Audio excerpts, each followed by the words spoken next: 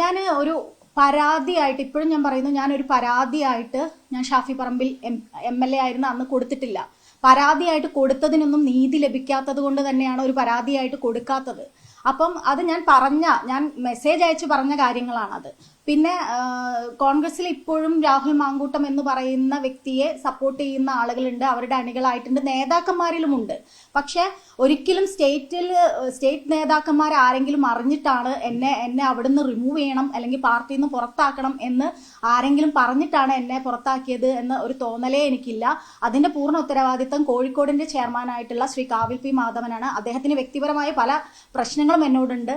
ഞാൻ പരാതി കൊടുത്തിട്ടുള്ള VR സുധീഷിന്റെ ഒറ്റ സുഹൃത്താണ് ശ്രീ കാവിൽ പി മാധവൻ. അപ്പൊ ഞാൻ അതിൽ നിലനിൽക്കുമ്പോൾ തന്നെ പരസ്യമായിട്ട് തന്തയ്ക്ക് വിളിക്കുന്ന സാഹചര്യങ്ങൾ വരെ എനിക്ക് അതിനകത്ത് നിന്ന് ഉണ്ടായിട്ടുണ്ട്. പക്ഷെ നമുക്ക് എപ്പോഴും നമ്മളൊരു പാർട്ടിക്ക് അകത്ത് പ്രവർത്തിക്കുമ്പോൾ നമുക്ക് എപ്പോഴും വന്നിട്ട് അവരിങ്ങനെ പറഞ്ഞു ഇവരിങ്ങനെ പറഞ്ഞു എന്ന് പറഞ്ഞ് പരാതി പറയാനുള്ള ഒരു സംവിധാനം നമ്മൾ അത് ചെയ്യാറില്ല. പക്ഷെ ആ ഒരു വ്യക്തിവൈരാഗ്യം അദ്ദേഹം തീർത്തതാണ്. അത് ചില നേതാക്കന്മാരുണ്ട് എന്ന് ഇപ്പോഴും ഞാൻ വിശ്വസിക്കുന്നുണ്ട്. പക്ഷെ മുതിർന്ന നേതാക്കന്മാരാരും അങ്ങനെ ഉണ്ട് എന്ന് ഞാൻ ഇപ്പോൾ വിശ്വസിക്കുന്നില്ല. കാരണം ശക്തമായിട്ട് രാഹുൽ മാങ്കൂട്ടത്തിന്റെ വിഷയത്തിൽ തീരുമാനമെടുത്ത ഒരുപാട് നേതാക്കന്മാരുണ്ട്.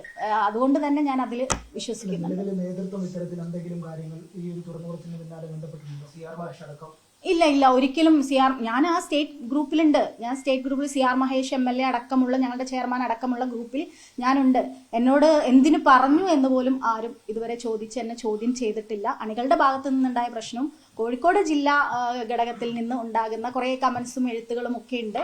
അതുണ്ട്. നേതൃത്വത്തിന്റെ ഭാഗത്തു നിന്ന് ഒരു വിശദീകരണമോ കാര്യങ്ങളോ ഒന്നും ചോദിച്ചിട്ടില്ല? ഇല്ല, എന്നോട് ചോദിച്ചിട്ടില്ല. എന്തിനു ഷഹനാസ് അങ്ങനെ പറഞ്ഞു അല്ലെങ്കിൽ എന്തിന് ഒരു ഭാരവാഹിയായിരിക്കും ഇങ്ങനെ എഴുതി, അങ്ങനെയുള്ള ഒരു രീതിയിലുള്ള ഒരു ചോദ്യങ്ങളും ഉണ്ടായിട്ടില്ല. ഇപ്പോൾ താങ്കൾക്കെതിരെ നടക്കുന്ന സൈബർ ആക്രമണം ഒന്ന് ഈ ഷാർജ ബുക്ക് ഫെസ്റ്റില് സരിൻ ഹണി ഇവരുടെ ഒപ്പം നിൽക്കുന്ന ചിത്രങ്ങളൊക്കെ ചേർത്തിട്ട് ഇതിന്റെ പിന്നിലെ കാര്യം ഇപ്പോൾ മനസ്സിലായി എന്നാണ് പറയുന്നത്. ആ ഒരു കൂട്ടുകെട്ടിൽ നിന്നാണ് ഇത്തരം അലിഗേഷൻസ് താങ്കൾ ഉന്നയിക്കുന്നതെന്ന ഒരു അലിഗേഷൻസ് അല്ലല്ലോ, ഞാൻ കൃത്യമായ തെളിവോട് കൂടിയിട്ടല്ലേ സംസാരിക്കുന്നത്.